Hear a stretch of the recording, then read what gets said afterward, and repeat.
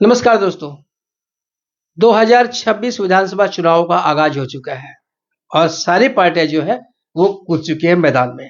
और अब आपने देखा कि दो महत्वपूर्ण जो पार्टियां हैं वो अपने उम्मीदवारों की भी घोषणा कर चुकी है और 23 अप्रैल को सिलीगुड़ी में चुनाव होना है। इसे लेकर हमारी विशेष नजर है पूरे सिलीगुड़ी सहित उत्तर बंगाल पर।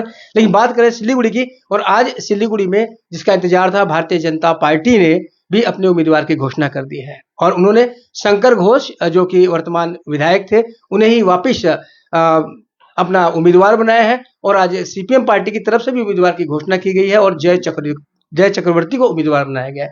ऐसे में अब सबकी नजरें टिकी हुई है कि टीएमसी से कौन उम्मीदवार होने वाला है, क्योंकि मुख्य टक्कर देखे कोई कितना ही बोले, माना जा रहा है इन दो दलों के बीच में ही होनी है, भाजपा और टीएमसी के बीच में। और ऐसे में गौतम दा का नाम बहुत प्रमुखता से लिया जा रहा है और इस बात की पूरी संभावना है कि कल घोषणा हो जाएगी।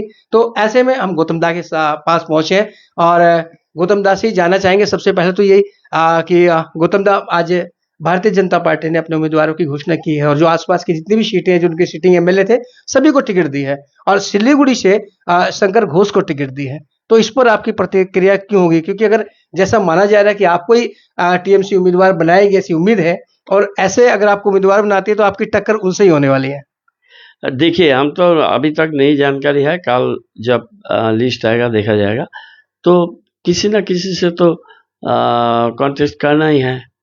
तो अपोजिशन पार्टी, उसका प्रेरोगेटिव्स है, उसका प्रार्थी चयन करना, और सिटिंग कैंडिडेट को दिया, उसको रिपोर्ट कार्ड लेके जाएंगे।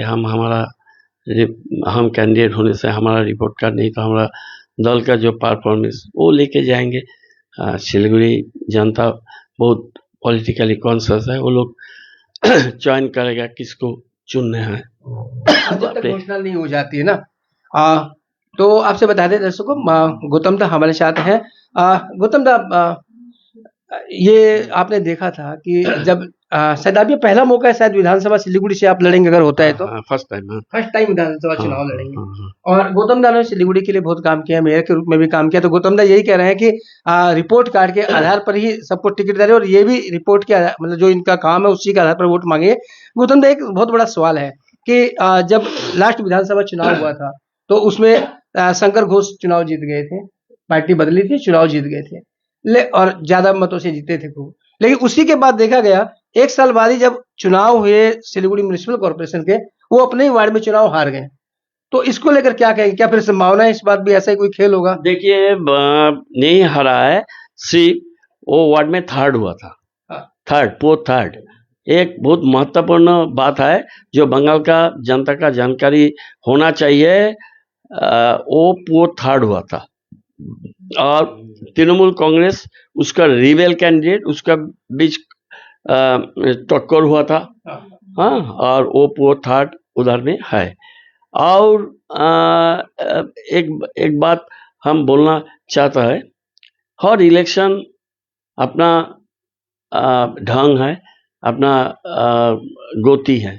तो इस बार एक नया इलेक्शन सिलीगुड़ी में हो रहा है।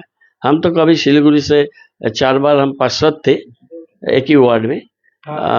और इस बार हम पार्टी हमको चुनने में, पार्टी हमको अगर मनोनीत करे तो हम इधर में कैंडिडेट होंगे। नहीं करने से जो हमको पार्टी का कैंडिडेट होगा उसको लेके हम लोग फाइट आउट करेंगे। ये है टोटल सिनारियो। तो ये सिनारियो में सारे डिसीजन तो लेंगे सिलीगुड़ी का आम जनता। गौतम दा, आपने 35-36 सालों की राजनीति यहाँ पर है, आप शायद 1988 से सक्रिय हैं और आपने बहुत महत्वपूर्ण पद भी निभाया है। आप पार्षद रहे, एमआईसी रहे, मेयर रहे, मंत्री रहे। तो ये इतने सालों में जो आपने सेवा की है सिलीगुड़ी की, उसका कुछ फायदा तो आपको पक्का मिलेगा। लोग, हम 75 में पॉलिटिक्स में आया, 51-2 ईयर्स हम पढ़े, वेरी अर्ली एज में आया। कॉलेज का जीएस भी था उस टाइम, कॉलेज के सारे स्टूडेंट वोट देते थे। हमारा जो था सिलीगुड़ी जन्म है, सिलीगुड़ी हमारा पिताजी लॉयर थे, दादा जज थे, सारे हैं।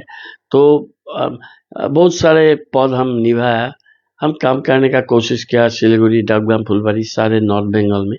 सिलीगुड़ी का जो इधर में सिलगुरियान्स जो सिलगुरी का आदमी है उसको साथ हम जुड़े हुए हैं। हम उसको घर का आदमी है, किसी को दादा है, किसी को काका है, किसी को जेठा है, किसी को कोई है। तो इन लोग कभी हमको मिनिस्टर नहीं तो मेयर ये हिसाब से नहीं देखता है। छोटा बच्चा से जितना बड़ा सबसे गरीब आदमी से अमीर एक ही हिसाब से हमको मिलते हैं, हम भी उसके साथ मिलते हैं। यही हमारा यूएसपी है, हम ये लेके आगे बढ़ना चाहिए। इसके अंदर में तो इलेक्शन आता है जाता है, ये तो चलेगा। एक सवाल और है, सीपीएम ने माकपा ने जय चक्रवर्ती दा को बनाया है उम्मीदवार, आप उनके साथ भी काम कर चुके हैं? बहुत दिनों से काम किया। जय चक्रवर्ती 2000 वो 94 से पार्षद है। हम भी उस टाइम थे, हम अपोजिशन, वो लोग सत्ता में था। वो काउंसिलर अभी है। ठीक है, जय चक्रवर्ती को सीपीआईएम पार्टी चुना, ठीक है, वो हमारा कलीग है, उसको भी बहुत बहुत बधाई। वो अच्छा रहे और बीजेपी का जो उम्मीदवार हुआ उसको भी हम बोलना चाहिए वो फिट रहे, अच्छा रहे, उसका भी बहुत शुभेच्छा। तो दादा कल उम्मीद करें कि कल घोषणा होगी और आपका नाम होगा, आपके समर्थकों में खुशी रहेगी? तो पार्टी निर्णय करेगा ना, हम वेट कर रहे हैं जो आएगा, आदेश है पार्टी का, वो जो पार्टी का आदेश होगा वो शिरोधार्य है। थैंक यू दादा। तो ये थे गौतम दा और इन्होंने कह दिया है कि मैं पार्टी का सिपाही हूं और जो पार्टी का आदेश होगा मैं उसका पालन करूंगा। तो बने रहे खबर समय पर और देखते रहे खबर समय, हर समय खबर समय। धन्यवाद।